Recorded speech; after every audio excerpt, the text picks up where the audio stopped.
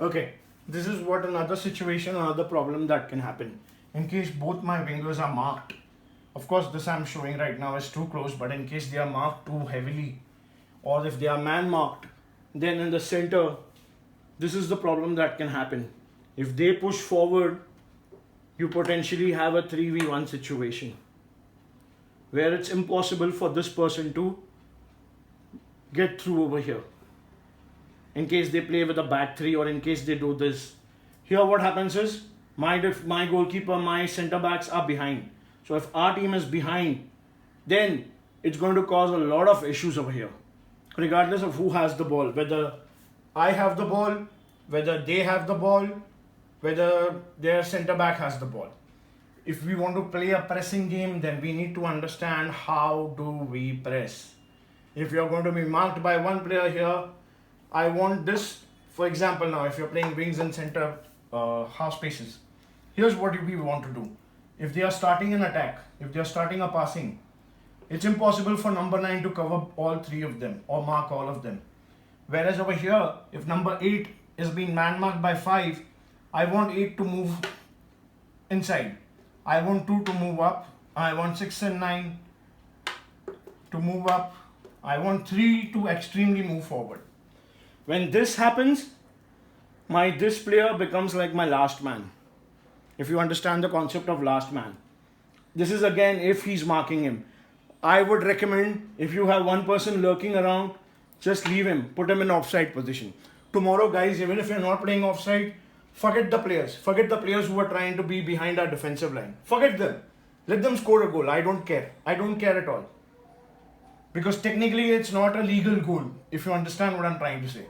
If there is one player lurking over here, I want us to push forward. Forget him. Don't go behind and mark him. That is not our objective. If they are starting an attack from here, I want number 8 to move one channel. I want number 2 to move ahead in this channel. Again, you have a 2v1 here. I want number 7 to move here. We have a 2v1 here.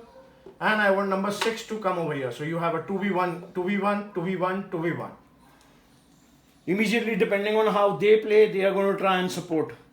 If they don't, most chances are that they're just going to play here, or they're just going to try and overload or man mark. No problem. In either case, you have a 2v2 in this channel. You have 2v2 in this half space. You still have a 2v1 over here. Because this attacker is not going to fall back. Unless they have like really excellent communication. But if you look at the problems that I'm talking about with them, if you hear every single time I've said, unless they have communication, unless they have coordination, that same problems can happen to us. So for a moment, think you are the green team. And if you have players like this, playing like this, then that's game over. Because the opponent defense is here. I have 3 players offside. What am I going to do then? Even though I have 3 players on the opponent half, what's the point? What's the point?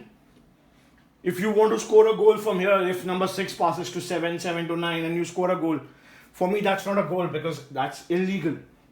That's not how we play. That's not how the rules of the game are. So tomorrow, if they do this, let them do it. I don't care who's the refereeing tomorrow. I don't care what kind of rules we are playing with. I don't care what the score is. I don't care how many goals they score. I don't care how many goals we score. Tomorrow's match is not for competing, not for winning. Tomorrow's match is a great practice for us to play against a team we don't know how they play. So what we do then, we stick to our process. We stick to our plan. We stick to our game. We stick to what we know. We stick to what we have trained. Everything that we've trained right in the last 3 weeks. We've trained on how to come into the central areas. We've trained how to make passes. If you remember, last session we did a game where we wanted to make passes. We created 2 goalposts on this side. This is how we played last time, right? 2 goalposts over here. The reason for that was, again, so that if number 6 or number 8, anyone in the central area gets the ball, you make a pass here. You have your wingers to make runs. You have your centre forward to make runs. Make a diagonal run. Again, guys, making diagonal runs sounds very easy, sounds very fancy, sounds very great, but making a diagonal run is all about timing. If you know that your player has a ball, the moment your player is going to release the ball is when you make a run behind. When you make a run behind, so that you are not offside. And this can only happen if we have good communication with each other. Even if 3 is planning to release an aerial ball over here in this space, because there's a lot of space over here. But right now 8 is in an offside position. Only if you're communicating, only if you're using hand signals, if you're going to ask for the ball, if you're going to communicate to the person, only then this is going to happen.